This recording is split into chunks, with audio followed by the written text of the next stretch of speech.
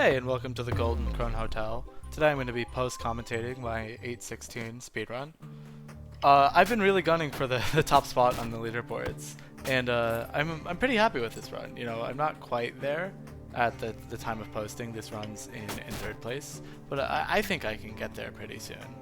Um, anyway, so I'm just going through these early levels, trying to make use of my focus starting spell in order to just kind of tear through all the enemies.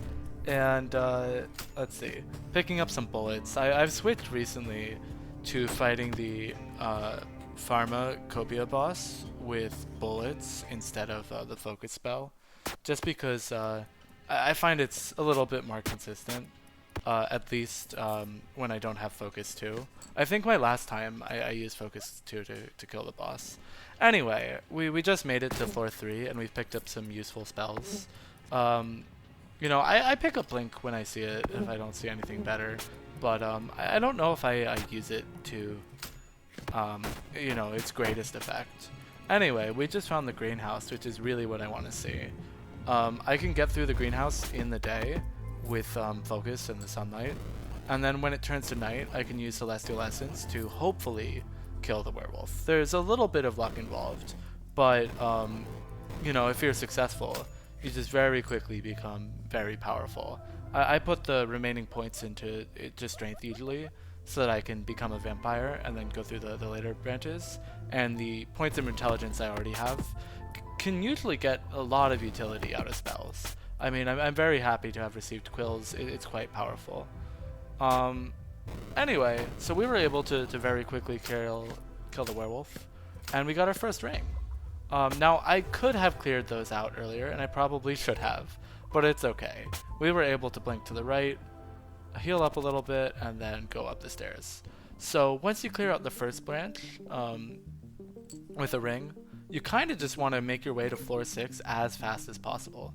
So I'm just going to quickly go up the stairs here. You know, make use of quills sometimes for a little bit of extra safety. And all the branches that we're running into on these floors don't have rings, so we kind of don't care about them. Now, we instantly find the graveyard, which lets me know that I don't really care too much about heading that way. I kind of find that the graveyard's a little bit slow. Ideally, you know, I like to do the branches that I do in this run. Now, I slow down a little bit here, and I heal up and get disappear. Now, rewatching this, I'm a little annoyed, because if I had played a little bit faster, I could have the second time. I ended up 4 seconds off, but it's okay. I know there's room for improvement, and I'm going to keep working at it whenever I have time. So anyway, here we are on floor 7. I'm clearing this out. I get a little nervous around those psychic enemies. Just because being inflicted with vulnerable could be scary. And then I just start trying to go through the level as fast as possible. The good thing about clearing out the branch early is that, you know, you're a lot stronger than you normally would be in this situation. Just, you have a lot more stats, a lot more health. So, you know, I'm a little bit stronger than I expect. Anyway, we find the Great Hall here, and that's great. I think it's a really fast branch. And it's relatively safe. You know, with some healing items at the end, you can always, you usually are able to survive the giant bomb that the boss drops. Anyway, Great Hall and Dungeon are just great branches for going fast. I decided to do the dungeon first. I don't think I have that strong of a preference, but anyway, I grab a cape so that I can move through here quickly, and I'm going to head over to this little area on the left, which is where the boss normally spawns. But first I'm just going to get rid of this demon.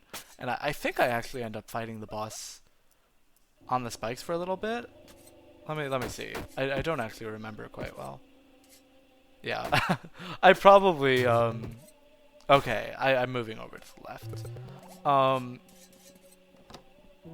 I don't actually, I think there would have been a really good place for me to save time. I kind of slowed down to see, you know, what the ally was gonna do, because I thought he might be able to do some real damage.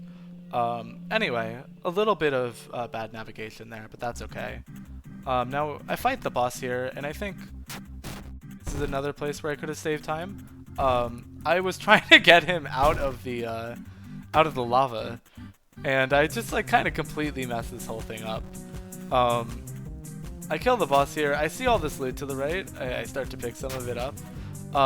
And I actually hadn't messed around with the center area too much. I panic a little bit because I'm like, well, how am I going to live? You know, I find blood. I heal up. Still not good enough. That potion was blinding. Not going to help. So I look at my items here and I just kind of pray that that's a petrify, because that'll give us the extra resistance we need to live. And it ends up working out. So, you know, if there's a #1 place to save time this run, that would be it right there. Anyway, I end up blinking out and getting back to the main dungeon, but it goes to show that there's still quite a lot of room for improvement. Let's see. I think I'm heading over to these stairs over here. I love disappear. Just the ability to go invisible is so useful. You can kind of ignore a lot of the combat encounters that you don't really want to deal with. I can just like walk straight past that ruby golem. We find the rafters, which is not what we're looking for, and I'm just gonna take these upstairs. Let's see. Kill that tree very quickly, and we find the pharmacopoeia and another level of quills. So anyway, as I said, I can turn invisible. I think I just fight the ruby golem here. I mean, we're very strong at this point. We have 3 rings, and we're just gonna explore this first level. I usually explore it as a vampire, but that's not like a super strong preference. We're a super strong human. We can deal with it. Kind of missed a little bit there. Anyway, we find Pharmacopoeia 2, and we're just gonna explore, hopefully find the boss. There can be some strong enemies here, so you do want to be a little bit careful.